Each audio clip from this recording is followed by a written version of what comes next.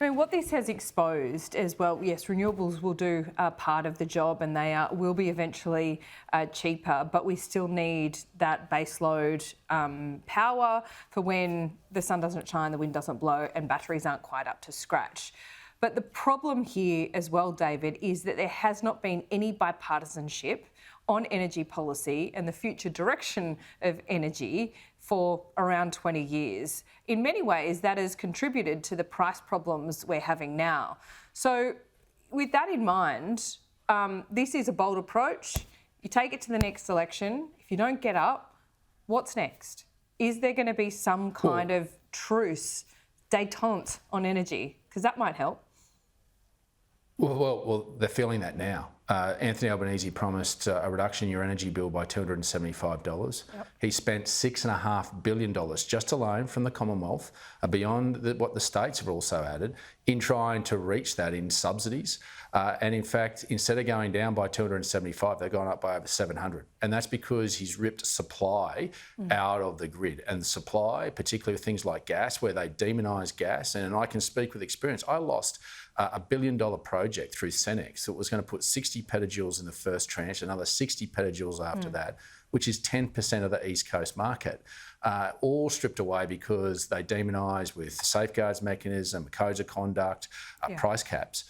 You need to drive prices down by increasing supply. And that's why we're saying we're going to the Australian people seeking a mandate to not put all our energy eggs in one basket, not to have concentration risk, to spread them, and to buy insurance for our country into the future. Not only in terms of challenges that might come with gas down the future, but then have that with firming power that there with nuclear, as well as some renewables into the system. And that's why a mixed approach is a sensible approach. And the rest of the world's doing it, and why wouldn't we? It is a mixed approach has to be the way forward. Even if you get to 80% renewables, there's still that 10 to 20% of, what feeds into the grid to stabilise those renewable power.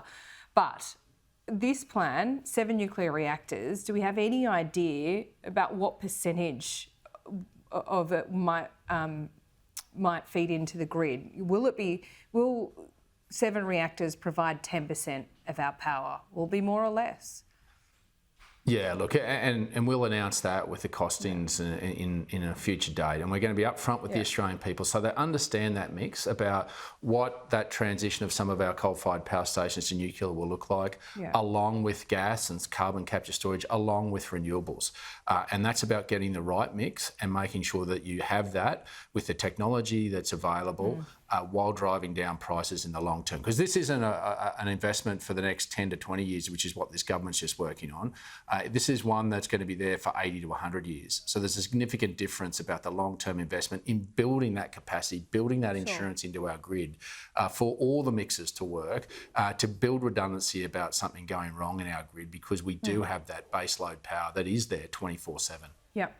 Okay, so I know these details are to come, and look, I actually think that's fair enough. This is a massive policy announcement. We do need to know the cost and what it will provide. But in announcing 7 reactors as the central part of your plan, you must have some idea about what that will provide in terms of capacity. I mean, it's not going to be acceptable to the Australian public if you're announcing 7 reactors at a cost of $120 billion and it provides 2% of our power. Yeah. So is it going to be more like 2 or more like 20 or more? And that's why we'll be upfront and show those details about costings and capacity. It's important to show what that mix will be. But we wanted to make sure we took the Australian people on this journey with us, and the polls are showing that that's the sensible approach to do this, rather than just lumping them with all the data and all the information and not showing respect to those 7 communities. We've said for a long time they'll be where existing coal-fired power stations are, but now we've narrowed it down after some geotechnical assessments that these are the locations that will be the locations of our nuclear power plants into the future, is then starting that process of consultation and engagement. And then the next day, and also making it clear to the Australians that they'll own this, rather than a multinational coming for just 15 to 20 years, taking whatever dollar they can and then going home with it. We want it to stay here. And then the next stage will be around those details about the costings, about the mix, and making sure that Australians have comfort about an integrated energy system that gives them reliability, affordability, but also lives up to our international commitments of reaching net zero by 2050. David, you've said time and time again that the cost of living crisis is now. People are paying too much for energy. Your plan does nothing to reduce their bills in the next 10 years, and that's kind of being kind. Wouldn't you agree?